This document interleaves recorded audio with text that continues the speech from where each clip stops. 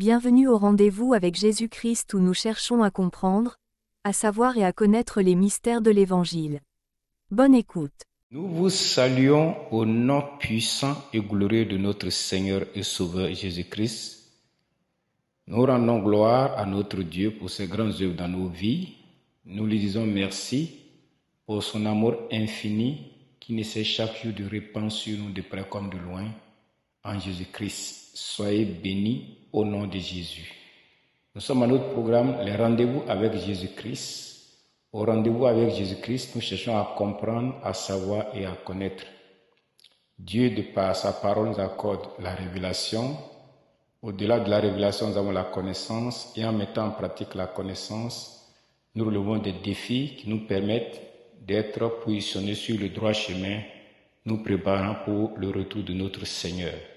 Demeurons dans sa voie infinie au nom puissant de Jésus-Christ.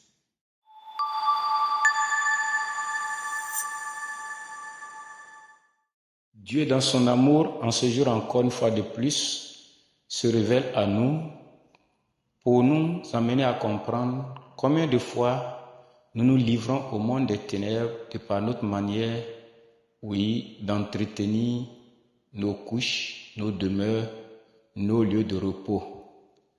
C'est pourquoi, selon sa grâce infinie, nous allons avoir la révélation qu'il nous accorde en ce jour. Ainsi, nous lisons notre premier passage de 1 Pierre chapitre 1, du verset 15 au verset 16. Mais, puisque celui qui vous a appelé est saint, vous aussi soyez saints dans toute votre conduite, selon qu'il est écrit. Vous serez saints, car je suis saint.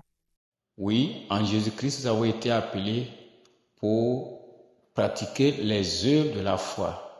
Pratiquer les œuvres de la foi, c'est marcher dans la sainteté de Dieu, glorifiant Dieu dans nos actes, dans nos paroles, dans nos comportements, dans nos œuvres.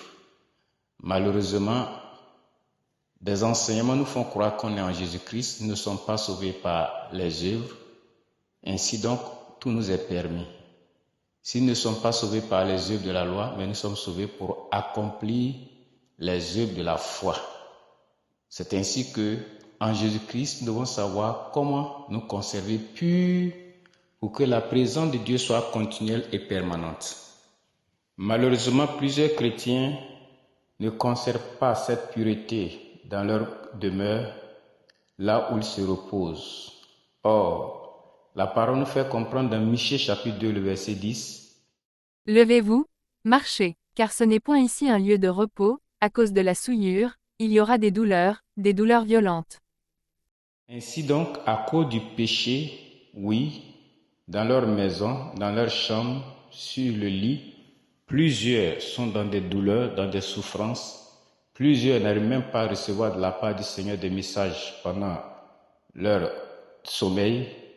Et plusieurs se font arracher les messages au réveil. Parce que le lieu de repos est sous l'emprise des puissants des ténèbres à cause des actes et du vécu quotidien. C'est un lieu de souillure, la Bible déclare qu'il n'aura que douleurs violentes. Et c'est ce que plusieurs subissent. Plusieurs, sur leur lit, sont visités par des esprits qui viennent les malmener, les torturer. Certains membres sont chicotés, d'autres sont ligotés et au réveil, ils sont tout fatigués. Même certains ont la marque des coups qu'ils ont reçus dans le spirituel sur le corps physique. Toutes ces choses parce que notre lieu de repos n'a pas été sous la couverture divine, parce que nous avons souillé ce lieu par nos actes. La parole nous fait comprendre des choses dans ce sens. Lorsque nous lisons Psaume chapitre 4, le verset 8, la Bible dit « Je me couche et je m'endors en paix, car toi seul, ô Éternel, tu me donnes la sécurité dans ma demeure. » Oh, à quel moment Dieu peut nous donner notre sécurité ou sa sécurité dans notre demeure, quand sa présence est effective. Or, Dieu étant saint, si nous voulons qu'il soit présent, là où nous nous reposons dans sa grâce, il faut que la sainteté règne, mais ce n'est pas le cas. Nous permettons beaucoup de choses abominables, nous chassons Dieu, nous le rejetons. La Bible nous fait comprendre que le péché met une séparation entre lui, Dieu, et nous. Et c'est ce que plusieurs chrétiens, par des faux enseignements qu'ils ont entendus, se laissent entraîner dans des actes abominables. Ils souillent leur couche et l'ennemi en profite pour, leur infliger des maladies pendant leur sommeil. Regardez ce que la parole nous dit dans Daniel chapitre 7, le verset 1. La première année de Belskatsar, roi de Babylone, Daniel eut un songe et des visions se présentèrent à son esprit, pendant qu'il était sur sa couche. Ensuite il écrivit le songe, et raconta les principales choses. Donc c'est pendant que Daniel était, sur sa couche, qu'il reçut des visions et des songes de la part de Dieu. Donc cela veut dire que Daniel n'était pas dans une condition où Dieu ne pouvait pas l'assister. Car vous devez comprendre et le savoir que lorsque nous dormons, nous sommes à demi-mort. Certains sens ne fonctionnent plus, des sens surtout physiques. En ce moment précis, c'est l'âme qui prend le contrôle de notre existence. Alors, c'est avec l'âme ou l'esprit, selon le langage que chacun veut utiliser, que Dieu maintenant va collaborer. C'est à l'âme ou à l'esprit que Dieu va parler. Mais si nous sommes dans des dispositions d'impureté, où le lieu où nous sommes est impur, Dieu ne va pas se révéler à nous. Et c'est ce que plusieurs subissent, malheureusement. Dans l'état de sommeil, il y a des sens qui sont même ralentis. Et comme nous l'avons dit pour nous répéter, il y a des sens qui ne fonctionnent même plus. Par exemple, quand nous sommes endormis, les yeux sont fermés, on ne voit plus ce qui se passe autour de nous. Quand nous sommes endormis, il y a certains sentiments que nous n'avons plus, parce que le corps est à demi-mort, comme l'a dit la Bible. L'âme qui prend le contrôle maintenant doit être en communion avec le spirituel. Ils ont été dépouillés, ces héros pleins de courage, ils se sont endormis de leur dernier sommeil, ils n'ont pas su se défendre, tous ces vaillants hommes. Vous voyez? Donc quand nous sommes endormis, que nous nous réveillons après, ce n'est pas le dernier sommeil. Mais lorsque nous sommes endormis, que nous ne nous réveillons plus, c'est le dernier sommeil, c'est la mort. Donc pendant que nous sommes couchés, c'est une mort, mais c'est une demi-mort que nous sommes en train de subir ainsi. Étant demi-mort, c'est l'Esprit du Seigneur qui doit maintenant nous maintenir en vie. Malheureusement, cela est ignoré par plusieurs enfants de Dieu en Jésus-Christ. Oui, je répète ce que la Bible a dit. Quand nous dormons, nous sommes à demi-mort. Tu respires, mais plusieurs sens ne fonctionnent plus ou on diminue leur capacité de fonctionner. C'est l'Esprit de Dieu qui prend contrôle de ta vie. C'est pourquoi tu dois dormir dans la sanctification. Dormir dans la sanctification, ce n'est pas souiller son lieu de repos. C'est aussi, en dormant, se confier au Seigneur, ne plus se livrer à des vaines discussions, à des disputes, à des calomnies, à des mauvaises pensées, regarder des choses impures et, dans cet état de souillure, dormir, c'est mal faire. Se sanctifier, c'est se rendre agréable pour Dieu pendant que nous allons prendre la disposition pour nous reposer profondément. Alléluia. Nous continuons et nous lisons Jérémie 51, le verset 39 qui nous dit « Quand ils seront échauffés, je les ferai boire, et je les enivrerai, pour qu'ils se livrent à la gaieté, puis s'endorment d'un sommeil éternel, et ne se réveillent plus, dit l'Éternel. » La mort est le sommeil éternel. Mais quand nous dormons, que Dieu nous fait la grâce de nous réveiller le matin, ce n'est pas le sommeil éternel. Gloire au Seigneur. Ainsi, nous devons comprendre que même sur le lit conjugal, nous devons éviter de souiller le lit conjugal. Aujourd'hui, des enseignements entraînent plusieurs couples à souiller le lit conjugal parce qu'on cite des versets en disant la femme n'a pas autorité sur son corps est pour son mari, le mari de même n'a pas autorité sur son corps, son corps est pour sa femme. Alors on doit se permettre les abus comme si nous étions des animaux. Non. On doit être saint dans toute notre conduite, en tout lieu, en tout temps, en toutes circonstances, parce que nous ne nous appartenons plus. Gloire au Seigneur. Ne savez-vous pas que vos corps sont des membres de Christ?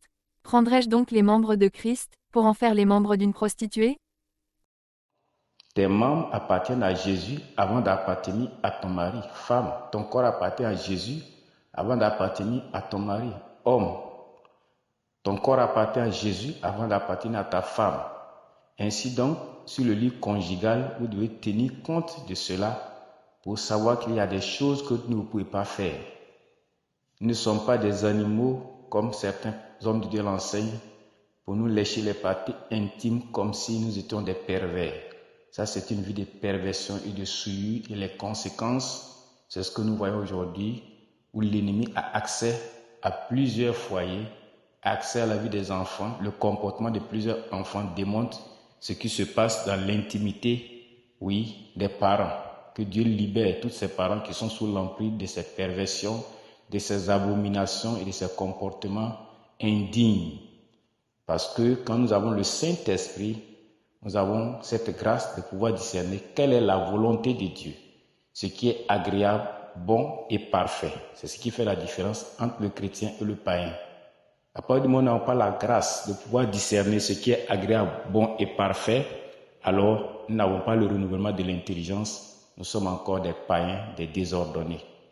Alléluia, gloire au Seigneur. Nous continuons, nous lisons Psaume 132 du verset 14 au verset 15, ou du verset 13 au verset 14 selon les versions. Oui, l'Éternel a choisi Sion, il l'a désiré pour sa demeure. C'est mon lieu de repos à toujours, j'y habiterai, car je l'ai désiré. Donc quand ta maison devient un lieu choisi par le Seigneur, il faut que ce lieu sanctifie Dieu. Ce lieu doit être un lieu agréable pour le Seigneur pour que Dieu demeure toujours en ce lieu-là. Ne fais pas de ta maison, de ta chambre, oui, un lieu de ring. Chaque nuit, vous devez vous battre entre toi et ton épouse, entre toi et ton époux, parce qu'il y a des incompréhensions. La chambre ne doit pas être une chambre de discussion, de disputes, d'injures et de mauvaises pensées. C'est un lieu où notre corps va mourir à moitié, notre âme sera dans une disposition telle qu'elle doit être dans une disposition agréable au Seigneur. Elle doit être prête pour l'enlèvement. Alors, on doit faire de notre chambre à coucher un lieu de sanctification, un lieu de pureté. Or, toi, célibataire, c'est dans ta chambre que tu te permets, excusez-moi, de te masturber, dans ta chambre que tu te permets de regarder les films pornographiques, et après, tu veux que le Saint-Esprit t'assiste et soit présent, oui, dans ta chambre. Non, tu ne le verras point, parce que c'est un lieu impur, c'est un lieu de souillure et d'impureté. Parce que dans ce lieu de repos, c'est là Dieu vient se révéler à nous, comme il a fait pour son serviteur Daniel. Lorsque nous avons la parole de Jésus-Christ, Job 33, le verset 14 et le verset 18 dit « Dieu parle cependant, tantôt d'une manière, tantôt d'une autre, et l'on n'y prend point garde. Il parle par des songes, par des visions nocturnes, quand les hommes sont livrés à un profond sommeil, quand ils sont endormis sur leur couche. Alors il leur donne des avertissements et met le sceau à ses instructions. Afin de détourner l'homme du mal et de le préserver de l'orgueil. Afin de garantir son âme de la fausse et sa vie des coups du glaive. » Donc quand nous sommes endormis sur notre couche, dans un profond sommeil, Dieu se révèle à nous. Or, tu as dormi sur ta couche, dans un profond sommeil, dans une abomination. Tu viens de te souiller. Tu viens de te rendre abominable devant Dieu et tu es endormi. Es-tu sûr que Dieu qui est saint viendra se révéler à toi, prendre ton âme pour l'emmener vivre une expérience qui doit s'accomplir plus tard? Non. Non et non. La vie que dans un profond sommeil, Dieu vient maintenant marcher avec ton âme pour faire comprendre à ton âme des réalités invisibles. Mais toi, tu ne te disposes pas pour que Dieu vienne prendre ton âme. Après, c'est pour dire que tu ne reçois rien. Et on te trompe en disant que non, Dieu ne peut pas te parler dans ton sommeil pour te dire des vérités. La Bible est claire. Joseph, c'est par les songes que Dieu s'est révélé à lui pour ce qu'il allait devenir. Le roi Nebuchadnezzar, qui était un païen, c'est par les songes que Dieu l'a averti de sa chute. Quand nous avons la Bible, Pharaon a été averti de ce qui devait arriver en Égypte concernant la sécheresse.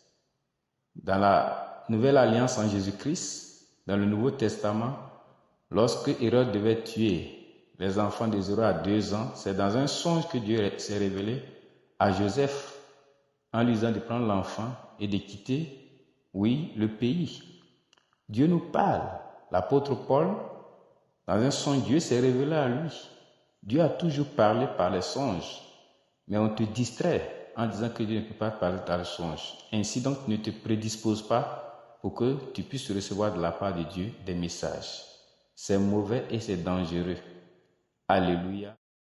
Mais quand tu pries, entre dans ta chambre, ferme ta porte, et prie ton Père qui est là dans le lieu secret, et ton Père, qui voit dans le secret, te le rendra.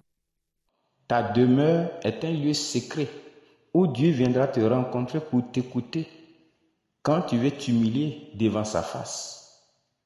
Gloire au Seigneur.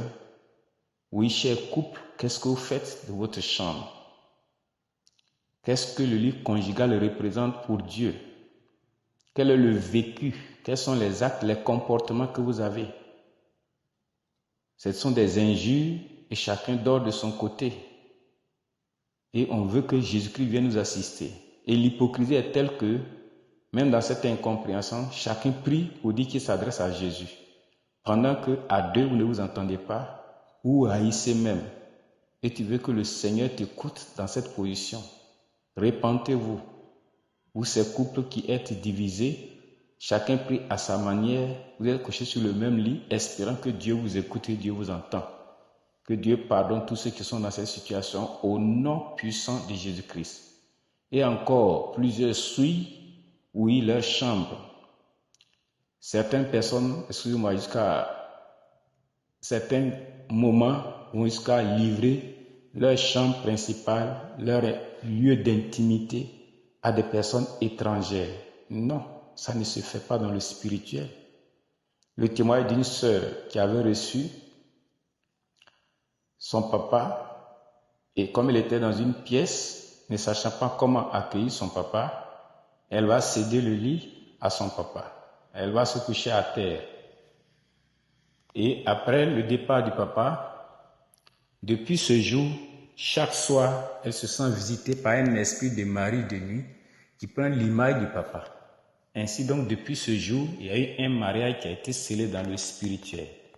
Le papa était conscient ou il était utilisé par un esprit, Dieu le sait.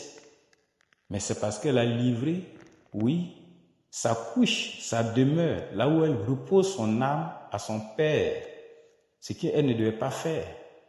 Plusieurs aujourd'hui ont commis ces erreurs en recevant des étrangers dans leur intimité. Des personnes ont en retour abandonné, laissé des esprits qui troublent aujourd'hui la vie de ces personnes. Ils se demandent qu'est-ce qui s'est passé. Alléluia. Notre couche est un lieu d'intimité. Ce lieu ne doit pas être livré à n'importe qui et on ne doit pas faire n'importe quoi en ce lieu-là. Alléluia.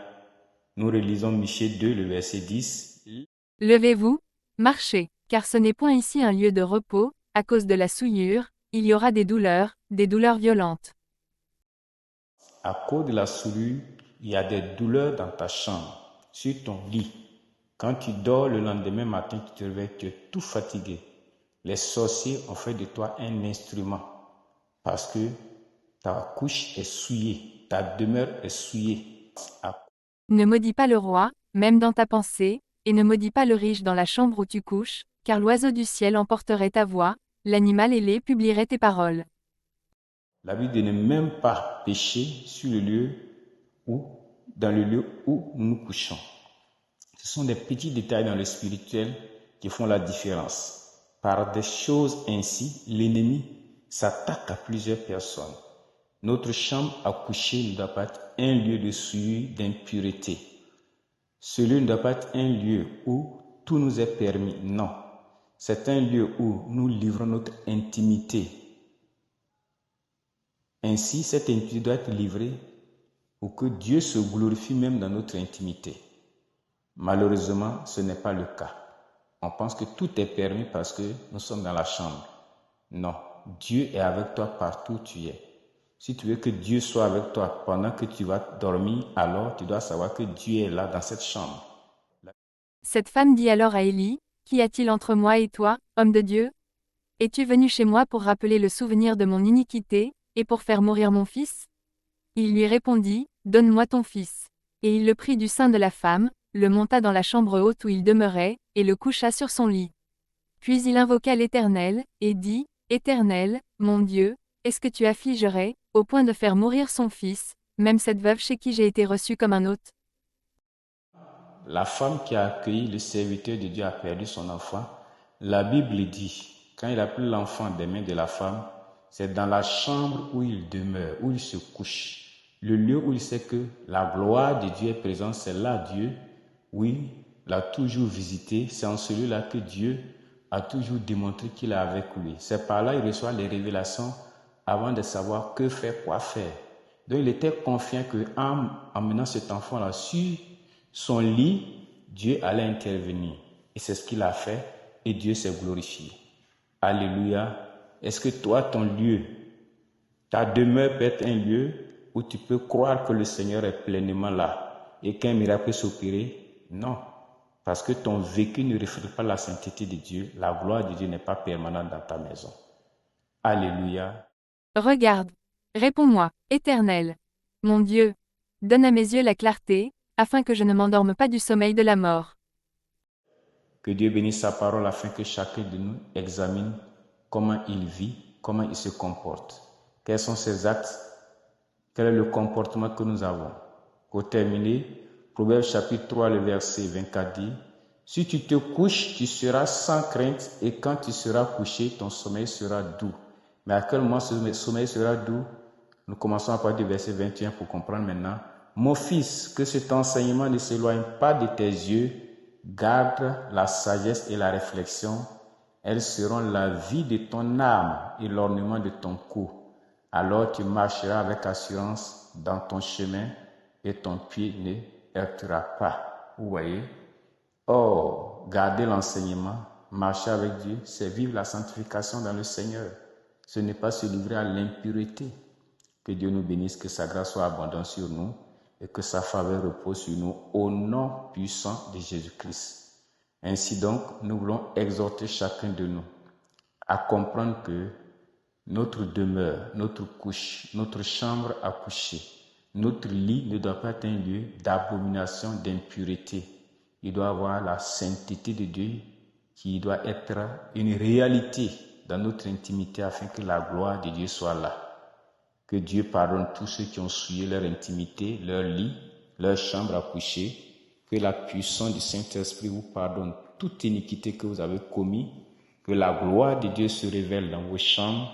Que le Seigneur sanctifie ces chambres et que les lits qui ont été souillés, que le Seigneur, oui, libère ces lits de toutes les condamnations afin que sa grâce soit manifestée. Soyez bénis au nom puissant de Jésus-Christ.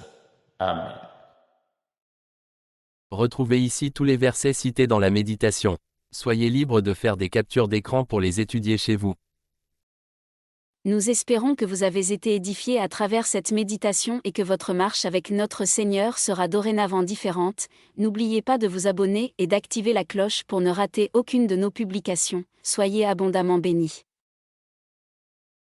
Pour nous contacter sur WhatsApp, composez le 228 90 51 56 47. Que Dieu vous bénisse.